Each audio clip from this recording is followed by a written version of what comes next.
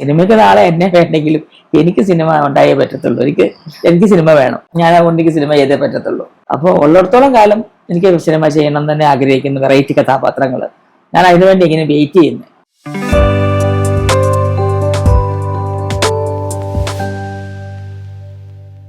സിനിമയിൽ കാണാൻ തുടങ്ങിയ കാലം തൊട്ടേ അന്നും ഇന്നും ഒരു മാറ്റവും ഇല്ല. ഞാൻ തന്നെയല്ലേ ഈ സൗന്ദര്യത്തിന്റെ രഹസ്യം എന്താ? അങ്ങനെ വയസ്സായി സൗന്ദര്യം എന്താ അങ്ങനെ പക്ഷെ അംഗീകരിക്കാൻ പറ്റില്ല. 4 പേരക്കുട്ടികളുണ്ട്, 3 മക്കളുണ്ട്, 4 പേരക്കുട്ടികളുണ്ട്. നമ്മളറിയില്ല വർഷവും മാസങ്ങളൊക്കെ ഒന്നും പോകുന്നു. പിന്നെ ദൈവം നടത്തിക്കുന്നു, അത്ര തന്നെ. ഞാൻ എന്റെ ഹെൽത്തിന് വേണ്ടിയിട്ട് എന്താ ഇത് നിലനിർത്തിക്കൊണ്ട് പോകാൻ വേണ്ടിയിട്ടൊന്നും ഞാൻ പ്രത്യേകമായിട്ട് ഒന്നും ചെയ്യാറില്ല. സാധാരണ കഴിക്കുന്ന ഭക്ഷണങ്ങളൊക്കെ തന്നെ കഴിക്കുക. ഇച്ചിരി എക്സസൈസും കാര്യങ്ങളൊക്കെ ചെയ്യും. ഇപ്പൊ പറയാൻ അതുമില്ല, കാരണം മക്കളൊക്കെ എല്ലാവരും വന്ന് തന്നിക്കുന്ന സമയം ആയതുകൊണ്ടും ആ സമയം കിട്ടിയില്ല. അവര് പോയതിനു ശേഷം തുടങ്ങിയിട്ടില്ല, തുടങ്ങണം. നല്ല ഡ്രസ്സ്, എപ്പോ ഡ്രസ്സുകളിലേക്ക് നോക്കിയാലും ഒന്നിനൊന്നിനും മികച്ചതും വെറൈറ്റികളും. അതിപ്പോ സാരി ആയാലും ചുരിദാറായാലും ഒരു ആകാംക്ഷയാണ് ആ ഡ്രസ്സിൽ വരുമ്പോ. ഡ്രസ്സിങ്ങിന്റെ ഈ സെലക്ഷൻ ഒക്കെ എങ്ങനെയാ പോകുന്നത്? പ്രത്യേകിച്ച് കസ്റ്റമൈസേഷനോ ഡിസൈനിങ് അങ്ങനെ എന്തെങ്കിലുമൊക്കെ ചെയ്യാറുണ്ടോ? ഇല്ല, ഞാൻ സാധാരണ കുർത്തയായിട്ട് സാരി അല്ലാത്തപ്പോ ഇടുക. ജീവിതത്തിൽ നമ്മൾ പുറത്ത് പോകുമ്പോൾ ഞാൻ അത്യാവശ്യം ഡ്രൈവ് ചെയ്യുന്നയാളാ. അപ്പൊ നമുക്ക് പുറത്തിറങ്ങാനും പിന്നെ നമുക്ക് സാധനങ്ങൾ പർച്ചേസ് ചെയ്യാനും ഒക്കെ. എനിക്ക് പർച്ചേസ് ചെയ്യാനും ഭയങ്കര ഇഷ്ടമാണ്. പുറത്തൊക്കെ പോയി നോക്കിയും കണ്ടൊക്കെ സാധനം എടുക്കാനൊക്കെ ഇഷ്ടമാണ്. അപ്പൊ അങ്ങനെയൊക്കെ പുറത്ത് പോകുമ്പോഴൊക്കെ ഞാൻ കൂടുതലും കുർത്താസാ ഉപയോഗിക്കുന്നത്. കുർത്തീസ് തന്നെ ഉപയോഗിക്കുക. പിന്നെ ഈ മോഡൽ എല്ലാരും പറയും ഇങ്ങനെ കോളറൊക്കെ വെച്ച് ഇച്ചിരി കഴുത്തൊക്കെ വെട്ടി ഇറക്കി തയ്ക്കാൻ വരെ എന്നൊക്കെ ചോദിക്കും. ഒരാൾക്ക് ഞാൻ കഴുത്ത് വെട്ടി ഇറക്കി തയ്ച്ചിട്ടുണ്ടായിരുന്നു. പിന്നീട് ഇപ്പൊ എനിക്കൊരു ഒതുക്കമൊക്കെ തോന്നുന്നു എപ്പോഴും എന്നാ ഈ കുർത്ത ഡ്രസ് ഇടുമ്പോൾ ഞാൻ ഭയങ്കര ഒരു സുരക്ഷിതമായിട്ട് എനിക്ക് ഫീൽ ചെയ്യും. കംഫർട്ട് ഇരിക്കുന്നതും ഈ കുർത്തീസിൽ തന്നെയാണ്. പെട്ടെന്ന് എടുത്ത് ഇടാം, ഓടാം, എങ്ങോട്ടാണേലും നമുക്ക് കംഫർട്ടാണ് വരുന്നത്. തീർച്ചയായും. പിന്നെ ഡ്രസ് സെലക്ഷൻസ് പറഞ്ഞാൽ എനിക്ക് ഡ്രസ്സിനോട് ഭയങ്കര ഇഷ്ടമാണ്. അതിപ്പോ ഞാനിപ്പോ സിനിമയായാലും സീരിയലൊക്കെ അഭിനയിക്കുമ്പോഴൊക്കെ ഒരുപാട് ആൾക്കാർ എന്നോട് ചോദിക്കാറുണ്ട്, എവിടുന്നാ ഈ ഡ്രസ്സൊക്കെ എടുക്കുന്നേ, അല്ലെ എവിടുന്നാ ഇത് ചെയ്യുന്നേ? ഒന്നിനൊന്നിനാ വെറൈറ്റികൾ, നമുക്ക് ആകാംക്ഷ തോന്നും. അത്രയ്ക്ക് നല്ല വെറൈറ്റികളിലാണ് വരുന്നത്. Thank you so much. ഓർണമെന്റ്സിൽ ഒരു വലിയ കളക്ഷൻ. ഒന്ന് നോക്കിയാല് ആദ്യം നോക്കുന്നത് ഡ്രസ്സിങ്, പിന്നെ അത് കഴിഞ്ഞ് കഴിഞ്ഞാല് ആ ഓർണമെന്റ്സിലാണ്. ഒരുപാട് സെലക്ഷൻ തന്നെ അതിനകത്ത് കാണാൻ സാധിക്കുന്നുണ്ട്. ഇല്ല, എല്ലാരും വെളിയിലാണല്ലോ. അവർ വരുമ്പോ പല സാധനങ്ങൾ കൊണ്ടുവരും. ഈ പ്രാവശ്യം വന്നപ്പോഴും കുറച്ച് സാധനങ്ങൾ കൊണ്ടുവന്നു. അതിപ്പോ അവിടെ കിട്ടുന്ന സാധനം ഇവിടെ കിട്ടണമെന്നില്ലല്ലോ. അപ്പൊ അതിടുമ്പോ അതൊരു വെറൈറ്റി ആവും. എല്ലാരും ചോദിക്കാറുണ്ട് എവിടുന്നാണ് ആ മാല എടുത്തത്, എവിടുന്ന്. സാരി ഉടുക്കുമ്പോഴാണ് ഞാൻ കൂടുതൽ ഓർണമെന്റ്. ഞാൻ ഒന്ന് നോട്ട് ചെയ്തു, ഈ കഴിഞ്ഞ ദിവസം ഒരു അവാർഡ് ഫംഗ്ഷനിൽ നീല ഡ്രസ്സിന്റെ കൂട്ടത്തില് ഒരു പേളി ടൈപ്പാണ്, നല്ല രസം ഉണ്ടായിരുന്നത് കാണാനായിട്ട്. എല്ലാരും അന്ന് പറഞ്ഞിരുന്നു നല്ല രസമുണ്ട്, നല്ല ഭംഗിയുണ്ടെന്ന് എന്റെ അടുത്ത് അന്ന് പറഞ്ഞു. ആ മാല നല്ല ഭംഗിയാണ്. എന്റെ മോള് ഈ പ്രാവശ്യം അവർ വന്നപ്പോ ഓസ്ട്രേലിയയിൽ വന്നപ്പോ കൊണ്ടുവന്നാണ്. അപ്പൊ കൂടുതലും പുറത്തുനിന്ന് തന്നെയാണ്. അതെ, തീർച്ചയായും പുറത്തുനിന്നുള്ള ഓർണമെന്റ്സ്. ഇവിടെ പ്രത്യേകിച്ച് കളക്ഷൻസ് ഒക്കെ നമ്മള് ചെയ്യിപ്പിക്കുവോ? മീൻ മാമിന് ഒരു നവരത്നത്തിന്റെ മാല, കമ്മല് അതൊക്കെ ഉണ്ടല്ലോ. ഉണ്ട്. അതൊക്കെ നമ്മൾ സ്വാഭാവികമായിട്ടുള്ള കാണുമ്പോൾ നമ്മള് ചെയ്പ്പിന് കുറവാ. ഞാൻ എല്ലാം വാങ്ങല പരിപാടി. അതിപ്പോ നമ്മളിപ്പോ ഒരു സൈക്കിളുകാരനെ ഒരു സാധനം വിറ്റോണ്ടിരിക്കുവാണെങ്കിലും അതിലെ പോകുമ്പോൾ ഞാൻ നോക്കുന്നത് കൊള്ളാതിരുന്ന എനിക്ക് ഇഷ്ടപ്പെട്ട അപ്പൊ ഞാൻ മേടിക്കും. അങ്ങനെയൊന്നുമില്ല. എവിടെ കണ്ടാലും എനിക്ക് ഇഷ്ടപ്പെട്ടോ, അതൊരു വെറൈറ്റി ആണെന്ന് എനിക്ക് ഫീൽ ചെയ്തോ, ഞാനത് മേടിക്കും. നമ്മുടെ ഈ ഫുൾ ഔട്ട്ലുക്കിൽ വെറൈറ്റി വരുത്തുന്നത് അൺഎക്സ്പെക്ടഡ് ആയി നമുക്ക് വന്നു ചേരുന്നതിൽ തന്നെയാണ്. നമ്മളിപ്പോ സാരി ആയാലും ഓർണമെന്റ്സ് ആയാലും നമ്മൾ സെലക്ട് ചെയ്യുന്ന ഒരു സംഭവം ഉണ്ടല്ലോ, അത് നമ്മുടെ കാഴ്ചപ്പാടാ. അതെടുത്താൽ അത് ഇട്ടാൽ അത്, അല്ലെങ്കിൽ ആ മാല ഇട്ടത് എങ്ങനെ ഇരിക്കും, അല്ലെങ്കിൽ ആ കമ്മലിട്ട് എങ്ങനെ ഇരിക്കും, അല്ലെങ്കിൽ ആ ഡ്രസ്സ് എടുത്താൽ അല്ല ഡ്രസ്സിന്റെ കളറ് അതെങ്ങനെയായിരിക്കും, ക്യാമറയ്ക്ക് എങ്ങനെയുണ്ടാവും ആ കളറ്, അങ്ങനെ നോക്കിയിട്ടൊക്കെ സെലക്ട് ചെയ്ത് അതൊരു പ്ലാൻ ചെയ്തിട്ട് അങ്ങനെയൊക്കെ എടുക്കാറുണ്ട്. എപ്പോഴും വേണ്ടി കുറച്ചുകൂടെ എനിക്ക് ഡാർക്ക് കളറിനോടാണ് കുറച്ചും കൂടെ ഇഷ്ടം. ഇപ്പൊ കുറച്ച് പിന്നെ ലൈറ്റ് കളറിനോടൊക്കെ എനിക്കൊരു ഇഷ്ടം അതൊക്കെ വന്നു തുടങ്ങിയിട്ടുണ്ട്. പുതിയ പേസ്റ്റൽ ഷെയ്ഡിനോടും ഇൻട്രസ്റ്റ് ഒക്കെ വരുന്നുണ്ട്. ഓൾവേസ് എപ്പോഴും ഡാർക്ക് ഷെയ്ഡ്, എപ്പോഴും എവർഗ്രീൻ കോമ്പിനേഷൻസുകളാ. ബ്ലാക്ക് ആൻഡ് റെഡ്, പിന്നെ ബ്ലൂ, അങ്ങനെ ഒരുപാട്. അതുപോലെ ഒരു നമ്മുടെ കലവറയുടെ അതിനകത്തും കണ്ടു നല്ലൊരു പച്ചയും റെഡും കോമ്പിനേഷനിൽ. എപ്പോഴും നല്ല കളേഴ്സുകളാണ്. അത് നല്ല ഭംഗിയും അത് നൽകുന്നുണ്ട്. നന്ദി. അങ്ങനെ എനിക്ക് ചേർന്ന് തന്നല്ലോ ദൈവം. അതിന് ദൈവത്തിനല്ലേ നന്ദി പറയണ്ടേ. നൃത്തവേദിയിൽ നിന്നാണ് നാടകത്തിലേക്ക് വന്നത്, പിന്നീട് അവിടുന്ന് സിനിമയിലേക്കും. അപ്പൊ നമ്മുടെ ഈ അഭിനയിക്കാനായിട്ട് വേണ്ട ബേസിക് ക്വാളിറ്റി എന്ന് പറയുന്നത് ഡാൻസിങ് ആണ്, നൃത്തമാണ്. നമ്മുടെ റിയാക്ഷൻസ് കൂടുതലും നമുക്ക് നൃത്തം വളരെ പ്രയോജനകരമാണ്. ഡയലോഗ് ഒരിക്കലും നൃത്തത്തിൽ കിട്ടുന്നതല്ല.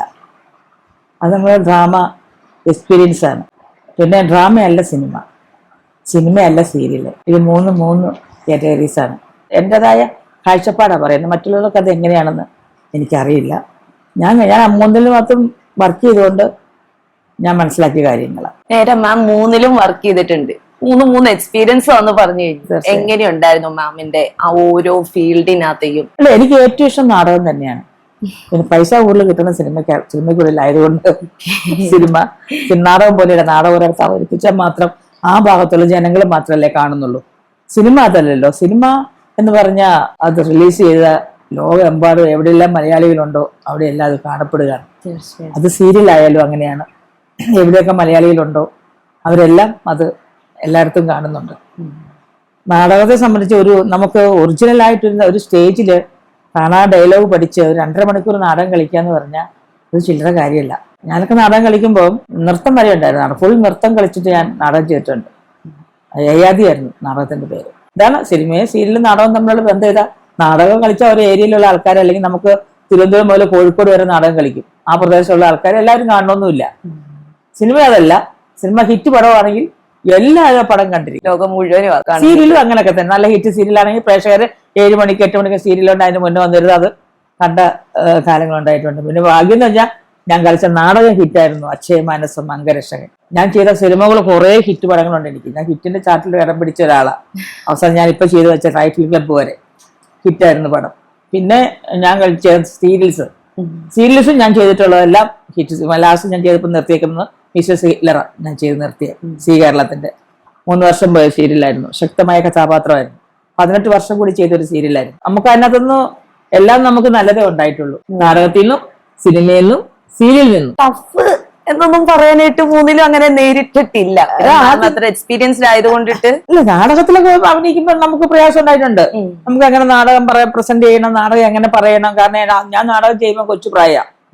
അപ്പൊ ഞാനൊരു വളരെ ചെറുപ്പത്തിൽ കല്യാണം കഴിച്ച ഒരാള്, 3 മക്കളായി. അതിനുശേഷം പിന്നീട് നാടകത്തിലോട്ട് നായികയായിട്ട് വരുമ്പോൾ ആ നായിക, ഞാനൊരു കാമുകിയായിട്ട് വരുന്നു. ആ സമയത്ത് എങ്ങനെ ഡയലോഗ് പറയണം, എങ്ങനെ പ്രസന്റ് പറയണം എന്നൊന്നും എനിക്കറിയത്തില്ല. അത് ബാലയ്യമ്പള്ളി മാഷെ ഓർക്കുന്നു, സ്മരിക്കുന്നു. മാഷ് മരിച്ചുപോയി. അന്ന് മാഷ എന്നെ വളരെ ബ്ലെസ് ചെയ്തായിരുന്നു. മാഷ് എന്നെ ഒരുപാട് ഹെൽപ്പ് ചെയ്തിട്ടുണ്ട്. ഡയലോഗ് പ്രസന്റേഷനൊക്കെ ആദ്യം ഞാൻ അഭിനയിക്കുമ്പോൾ ശരിയായിരുന്നില്ല. പിന്നെ കുറെ നാടകം കളിച്ച് നാടകം ട്രാക്കിലാകാന്ന് പറയും. അപ്പോഴാണ് ഞാൻ ശരിയായത്. ഞാൻ ഫസ്റ്റിലൊന്നും ശരിയാകാത്ത ആളാ. ജീവിതത്തിൽ ഞാൻ ഫസ്റ്റിലൊന്നും ശരിയാകാത്ത ആളാ. പിന്നെ ഞാൻ തന്നെ എന്നെ തന്നെ മനസ്സിലാക്കി ഞാൻ തന്നെ എല്ലാം പഠിക്കുകയായിരുന്നു. പഠിച്ച് തെളിയിക്കുകയായിരുന്നു. പഠിച്ചു പിന്നെ നമ്മളെ തെളിയിക്കാൻ ശ്രമിച്ചു. ആദ്യകാല നാടക രീതികളും ഇങ്ങനെ തന്നെ ആയിരുന്നു. രീതികൾ എന്നുള്ളതല്ല, നമ്മളത് ആ ഒരു അറിവില്ലായ്മ ഉണ്ടല്ലോ നമുക്കത് എക്സ്പീരിയൻസ് ഇല്ലായ്മ ഉണ്ടാവും. പിന്നെ വർഷങ്ങൾ കഴിയുമ്പോൾ നമ്മൾ ഇതിനെപ്പറ്റി എല്ലാം പഠിക്കും എല്ലാം. അപ്പൊ നമുക്കൊരു പക്വതയില്ല പ്രായം അതൊക്കെ തന്നെയല്ലേ. പിന്നെ കുറെ കഴിയുമ്പോൾ എല്ലാവർക്കും വരും പക്വതയും വരുന്ന പോലെ. എനിക്ക് കുറച്ച് സമയം ആയപ്പോഴത്തേക്കും പക്വതയൊക്കെ ഉണ്ടായി. ഈ നാടകത്തിലൊക്കെ അഭിനയിക്കാൻ പോകുമ്പോ ഫാമിലിയുടെ ഒക്കെ സപ്പോർട്ട് എങ്ങനെയുണ്ട്? അതില്ലാതെ നമുക്ക് ചെയ്യാൻ പറ്റുമോ? എന്നാ ചോദിച്ചേ? അല്ല, എന്നാലും എങ്ങനെയായിരുന്നു പോകാനും വരാനും ഒക്കെ? എന്റെ ഹസ്ബൻഡും മക്കളൊക്കെ അന്ന് മക്കളൊക്കെ കുഞ്ഞുങ്ങളല്ലേ, എല്ലാവരും കുഞ്ഞുങ്ങളാ. എന്റെ ഹസ്ബൻഡ് എല്ലാവരും അന്ന് ഒരുപാട് ബാക്കപ്പ് ചെയ്ത എന്റെ ഹസ്ബൻഡ് പുറകിലുണ്ടായിരുന്നോണ്ട് എനിക്ക് അങ്ങനെയുള്ള കാര്യങ്ങളൊക്കെ ചെയ്യാൻ പറ്റി. മാം ആദ്യമായി വരുന്നത് എനിക്ക് തോന്നുന്നു സുരഭില നാടക ട്രൂപ്പ് ആയിരുന്നു. വലിയ ഒരു ജീവിതത്തിന്റെ വഴിത്തിരിവുമായിരുന്നു അത്. നാടകത്തിൽ നിന്ന് തികച്ചും വ്യത്യസ്തമായിരുന്നു സിനിമ. തീർച്ചയായും. അപ്പൊ ഇത്രയും നാളും എങ്ങനെ നമുക്ക് ഈ ഒരു ഫീൽഡിൽ അത് പിടിച്ചു നിൽക്കാനായിട്ട് സാധിച്ചേ? ഒന്ന് ദൈവത്തിന്റെ ബ്ലെസ്സിങ്, 2 നമ്മളിലൊരു ആത്മവിശ്വാസം, നമുക്ക് ചെയ്യുന്ന കഥാപാത്രങ്ങൾ ഉൾക്കൊണ്ട് അഭിനയിക്കുക, പിന്നെ നമ്മുടെ ഗുരുക്കന്മാരുടെ ബ്ലെസ്സിങ്, നമുക്ക് തരുന്ന ഡയറക്ടർമാര്, എഴുതുന്ന സബ് റൈറ്റേഴ്സ്, നമുക്കൊരു വേഷം തന്ന പ്രൊഡ്യൂസറും, അത് തരാൻ ആളുണ്ടാവണമല്ലോ പ്രൊഡ്യൂസർ.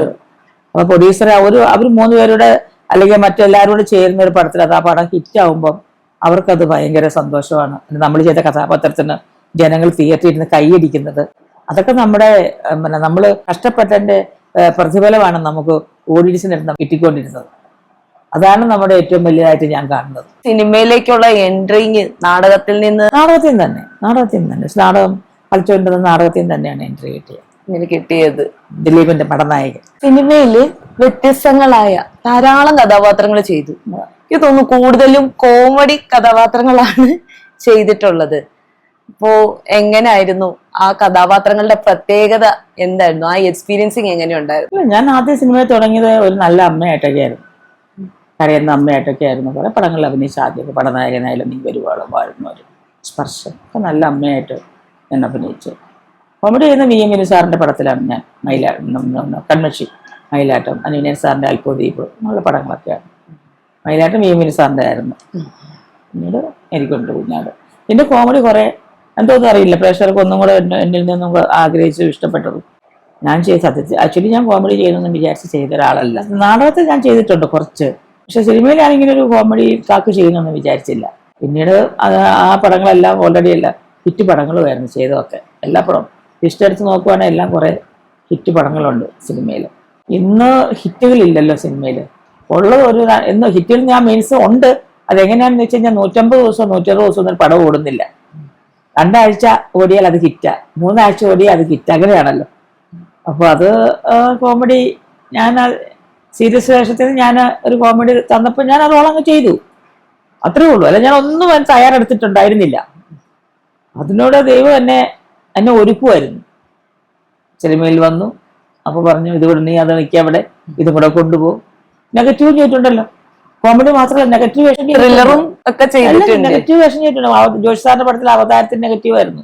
പിന്നെ ഒരു പടമുണ്ട്, പിന്നെ രാജൻ വിദേവിന്റെ വൈഫായിട്ട്, വിദേശി നായർ സ്വദേശി നായർ, പക്ക ഒരു വില്ലത്തി ക്യാരക്ടർ ആയിരുന്നു അതിനകത്തൊക്കെ. എല്ലാ നമ്മുടെ ബാബ കല്യാണിക്കകത്ത് വക്കീല്, അതിന് വക്കീല്, കവർ സ്റ്റോറി, പൊളിറ്റിക്സ് ആയിട്ടുള്ള കഥാപാത്രങ്ങള്, രാഷ്ട്രീയ കഥാപാത്രങ്ങള്, പഞ്ചായത്ത് പ്രസിഡന്റ്, പിന്നെ പഞ്ചായത്ത്, പിന്നെ രാഷ്ട്രീയ നേതാവ്, കുറെ അങ്ങനെ വ്യത്യസ്തമായ ഏത് റോളുകൾ വന്നു കഴിഞ്ഞാലും നമുക്ക് സാധിക്കും, നമുക്കത് ചെയ്യാനായിട്ട്. അതുകൊണ്ടാണ് ഇനിയിപ്പോ പുതിയതായി വേറെ ഏതെങ്കിലും റോളുകൾ വരണമെന്ന് ആഗ്രഹിക്കുന്നുണ്ട്? ഇപ്പൊ കാണുന്നതിനേക്കാൾ വെറൈറ്റി ഇതാരും പ്രതീക്ഷിച്ചില്ല. ഞാൻ തോക്കെടുക്കുന്ന ആരും പ്രതീക്ഷിച്ചില്ലല്ലോ. അതായിരുന്നു ഏറ്റവും കൂടുതൽ വെറൈറ്റി എല്ലാവരും ആൾക്കാർ പറഞ്ഞുകൊണ്ടിരുന്നത്. എന്നെ ഇതുവരെ കാണാത്ത ഒരു ലുക്കും ഒരു ഡ്രസ്സും നല്ലൊരു അപ്രോച്ചിങ് ആയിരുന്നു അതിനകത്ത് ഉണ്ടായിരുന്നത്. എനിക്കത് മതി. ഈ ജന്മം ആ പടത്തിൽ എനിക്ക് കിട്ടിയ ഒരു സന്തോഷം എന്ന് പറഞ്ഞാൽ, ഒരു ആർട്ടിസ്റ്റിന് ഒരു ജന്മം, അത് മതി. ഞാൻ ഹാപ്പിയാ. ഇനി സിനിമയ്ക്ക് നാളെ എന്നെ വേണ്ടെങ്കിലും എനിക്ക് സിനിമ ഉണ്ടായേ പറ്റത്തുള്ളൂ. എനിക്ക് സിനിമ വേണം. ഞാൻ അതുകൊണ്ട് എനിക്ക് സിനിമ ചെയ്തേ പറ്റത്തുള്ളൂ. അപ്പോൾ ഉള്ളിടത്തോളം കാലം എനിക്ക് സിനിമ ചെയ്യണം തന്നെ ആഗ്രഹിക്കുന്ന വെറൈറ്റി കഥാപാത്രങ്ങൾ. ഞാൻ അതിനുവേണ്ടി ഇങ്ങനെ വെയിറ്റ് ചെയ്യുന്നത്. ഇനി ഞാൻ പഴയതുപോലെ ഓടി അലച്ചുള്ള പടങ്ങൾ ഞാൻ ചെയ്യുന്നില്ല. ഞാൻ നോക്കും എനിക്ക് ചെയ്യാൻ പറ്റുന്ന കഥാപാത്രങ്ങളാണോ, എനിക്ക് എന്തെങ്കിലും ഉണ്ടോ, വ്യത്യസ്തതയുണ്ടോ, അതൊക്കെ നോക്കിയിട്ടൊക്കെ ഞാൻ ചെയ്യും. ആ വ്യത്യസ്തതയായിട്ടുള്ള ഒരു സിനിമ ഇപ്പൊ ചോദിച്ച ചോദ്യത്തിന് ഉത്തരം പറയുന്ന റേഷ്യോ ക്ലബ്. അത് നമ്മുടെ സങ്കല്പത്തിലല്ല, മറ്റുള്ളവരുടെ സങ്കല്പത്തിലാണ് നമ്മളെ പറ്റി അവരെ ചിന്തിക്കുന്നത്. പൊന്നമ്മ ചേച്ചിക്ക് ഇനി എന്താ അടുത്തത് കൊടുക്കാൻ പറ്റും, ചേച്ചി ഇനി അടുത്ത് എങ്ങനെ ഉപയോഗിക്കാം, അവരെ റൈറ്റേഴ്സും ഡയറക്ടേഴ്സും അവരെ ആലോചിക്കണ്ടേ. അവർ തലയൊക്കെ ഓരോന്ന് വരും, നമുക്ക് വെയിറ്റ് ആൻഡ് സീ. ജഗതി ചേട്ടൻ, കൊച്ചിൻ ഹനീഫ, ഇവരുടെയൊക്കെ കൂടെ ഒരുപാട് വെറൈറ്റികളായിട്ടുള്ള വേഷങ്ങൾ ചെയ്തിരുന്നു. അതോടൊപ്പം തന്നെ ലാലേട്ടന്റെയും മമ്മൂക്കയുടെയും കൂടെയും ചെയ്തിട്ടുണ്ട്. ആ എക്സ്പീരിയൻസുകൾ എങ്ങനെയുണ്ടായിരുന്നു? ലെജൻഡായ ആൾക്കാരോട് അഭിനയിക്കാൻ പറ്റിയല്ലോ, സാധിച്ചല്ലോ.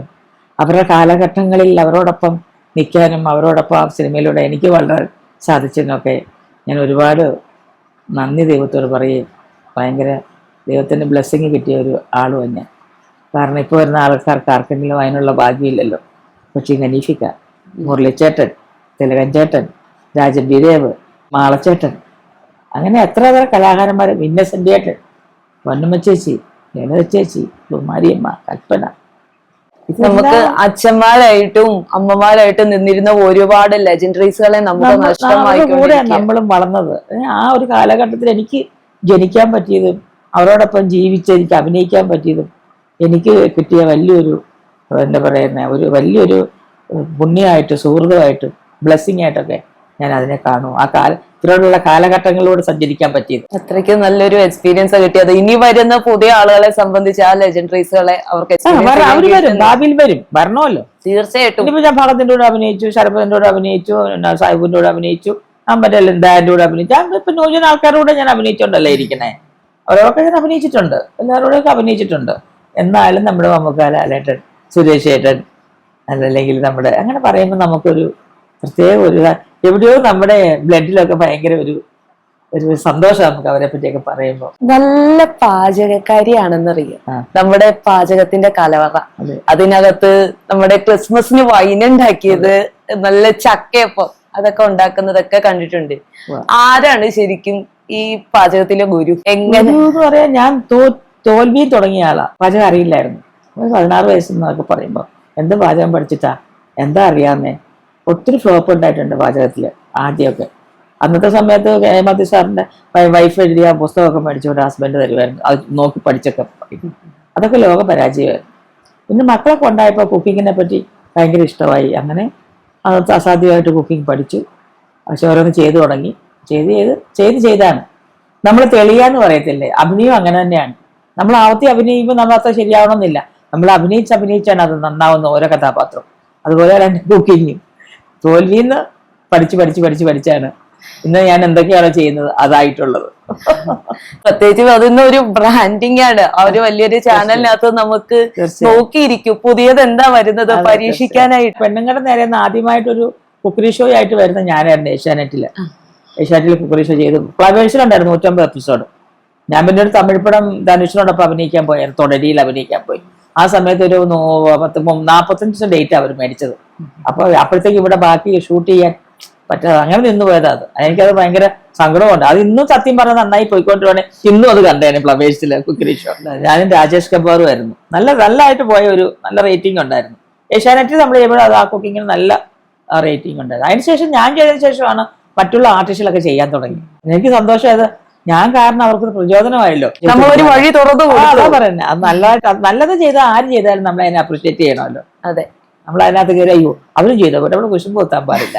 എനിക്ക് സന്തോഷമായിരുന്നു അവരെ ചെയ്യുന്ന കണ്ടപ്പോ. അല്ല, മാമിന്റെ ഏറ്റവും വലിയൊരു പ്രത്യേകത പുതിയതായി വരുന്നവരാണെങ്കിലും മേളിൽ എക്സ്പീരിയൻസ് ആയി നിൽക്കുന്നവരാണെങ്കിലും എല്ലാവരോടുള്ള ഒരു സമീപനം അത് തികച്ചും ലളിതവുമാണ്. നമുക്കൊക്കെ അതാണ് ആളുകൾ എപ്പോഴും നെഞ്ചിലേറ്റുന്നത്. അതുകൊണ്ട് എല്ലാവരും നന്നായിട്ടിരിക്കട്ടെ. തീർച്ചയായും എല്ലാവരും നന്നായിരിക്കട്ടെ. അവർ സന്തോഷമായിട്ടിരിക്കുന്ന പറയുമ്പോൾ എനിക്ക് സന്തോഷം. അത് ഒരാളുടെ ദുഃഖം കേൾക്കുമ്പോൾ നമുക്കും അത് വിഷമമല്ലേ. ആ സമയത്ത് ഒരാൾ സന്തോഷം പറയണോ, സന്തോഷമാണല്ലോ, അവർക്ക് സന്തോഷം കൊള്ളാം ദൈവമേ. നമ്മളപ്പോ അങ്ങനെയാ പറയാ. ഞാൻ സിനിമയോടൊപ്പം പുതിയൊരു ബിസിനസ് തുടങ്ങാനുള്ള പ്ലാൻ ഉണ്ടെന്ന് തോന്നി. എപ്പോഴാണ്? അല്ല, എന്റെ ബിസിനസ് എന്റെ പൊന്നമാസ് കലവറ തന്നെയാണ് എന്റെ മനസ്സിൽ വെക്കുന്ന ഒരു പുതിയതായി വേറെയായിട്ട് ചെയ്യണം. അത് എനിക്ക് തനിച്ചു കൊണ്ടുപോകാൻ പറ്റത്തില്ല. എന്നോടൊപ്പം ചേർന്ന് നന്നായിട്ട് ചെയ്യാൻ പറ്റുന്ന ഒരു നല്ലൊരു ആളോ എനിക്ക് എന്ന് ഒത്തുചേരുന്നു അന്ന് വളരെയധികം ആലോചിച്ചു നല്ല രീതിയിൽ അത് മുന്നോട്ട് കൊണ്ടുപോകണം. അതെന്റെ മനസ്സിൽ എനിക്ക് ആഗ്രഹമുള്ള ഒരു സംഭവം. എനിക്ക് ബിസിനസ് ഉണ്ടായിരുന്നു 1-2 എണ്ണം. അതൊക്കെ പരാജയമായിരുന്നു. നിങ്ങൾ വിജയം മാത്രം പറയാൻ പാടില്ല. നമ്മൾ പരാജയത്തിൽ നിന്ന് എല്ലാം പഠിക്കുന്നേ. ഞാൻ ബൊട്ടീക്ക് തുടങ്ങിയായിരുന്നു, കുറെ പൈസ കളഞ്ഞു. 2 വണ്ടി എടുത്തായിരുന്നു ഊബർ ലോണാൻ വേണ്ടി, അവിടെ കൊണ്ട് പൈസ കുറെ കളഞ്ഞു. അതിനുശേഷമാണ് ഞാൻ കൊറോണ സമയത്താണ് ഞാൻ ഫുഡ് തുടങ്ങുന്നത്.